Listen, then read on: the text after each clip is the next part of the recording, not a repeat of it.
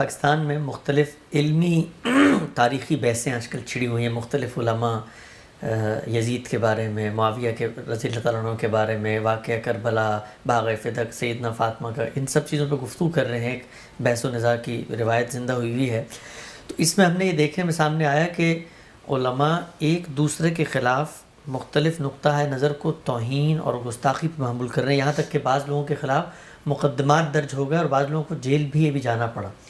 تو یہ آپ نے تو بہت تفصیل سے بتایا کہ تاریخی واقعات کو کیسے دیکھنا چاہیے، لیکن علماء کو جو اس وقت اس میں انوالو ہیں اور وہ دوسرے کے موقف کو گستاخی قرار دے کے FIR کٹوا رہے ہیں یا اس کو توہین قرار دے رہے ہیں، اس فضا کو آپ علمی روایت کے ارتقاء میں کیسے دیکھتے ہیں؟ بہت افسوسناک، اصل میں اس کا خاتمہ ہو جانا چاہیے، علماء کو سمجھنا چاہیے یہ عبرت کا باب ہے، ایسے نہیں کریں کبھی وہ۔ یعنی صحیح طریقہ یہی ہے کہ آپ کسی چیز سے اختلاف رکھتے ہیں تو بس اپنے اختلاف کو دلائل کے ساتھ بیان کریں۔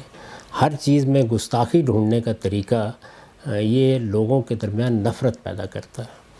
ابھی میں نے ذکر کیا مولانا سید ابواللہ صاحب مودودی کی کتاب خلافت و ملوکیت کا۔ خلافت و ملوکیت کے بہت سے مباحث سے مجھے بھی اختلاف ہے، بعد کی تحقیقات سے میرا زاویہ نظر بھی بعض معاملات میں مختلف بن گیا۔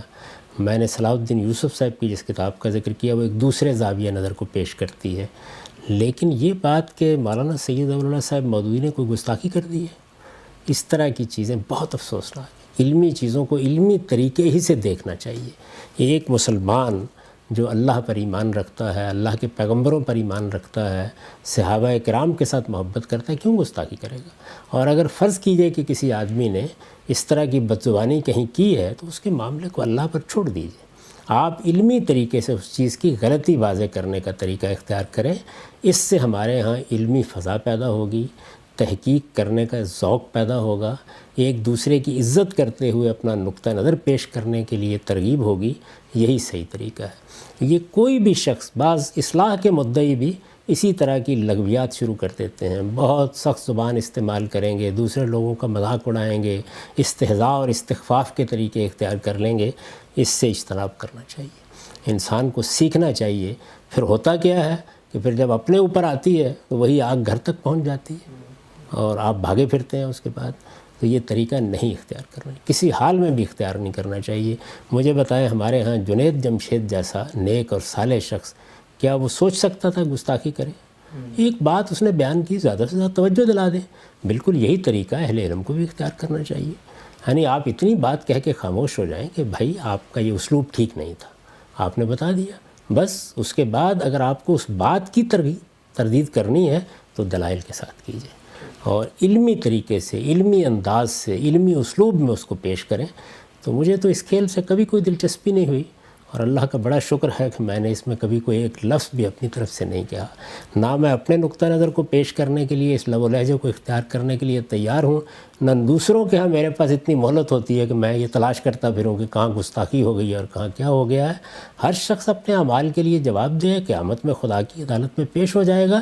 علمی طریقے سے کسی غلطی پر توجہ دلانی ہے، بلکہ میں تو اب اس سے بھی آگے پہنچ گیا ہوں کہ دوسروں کی غلطیاں چننے اور ان کو توجہ دلانے سے دلچسپی کیا ہے؟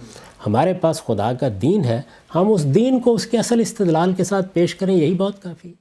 السلام علیکم ورحمۃ اللہ وبرکاتہ۔ جی ناظرین، امید ہے کہ آپ تمام دوست خیریت سے ہوں گے۔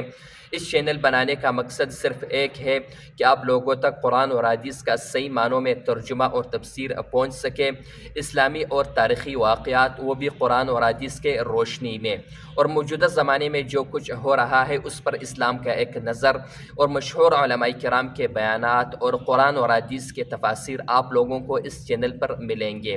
تو آپ لوگوں نے بھی کنجوسی نہیں کرنا، اس چینل کو اپنے ساتھ سبسکرائب کریں اور اسلامی اور تاریخی واقعات اپنے دوستوں کے ساتھ شیئر کرنا نہ بھولیں۔ یہ ثوابی دارین میں آپ حصہ لے سکتے ہیں۔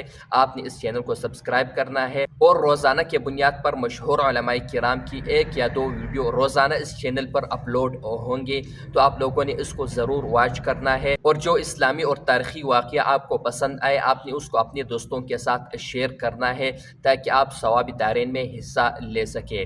تو اس چینل کا بنیادی مقصد میں نے آپ کو شروع میں بتایا ایک ہی ہے، وہ ہے قرآن اور احادیث کا صحیح معنوں میں ترجمہ اور تفسیر، اور اسلامی اور تاریخی واقعات وہ بھی قرآن اور حدیث کے روشنی میں، اور موجودہ زمانے میں جو کچھ ہو رہا ہے اس پر اسلام کا ایک نظر۔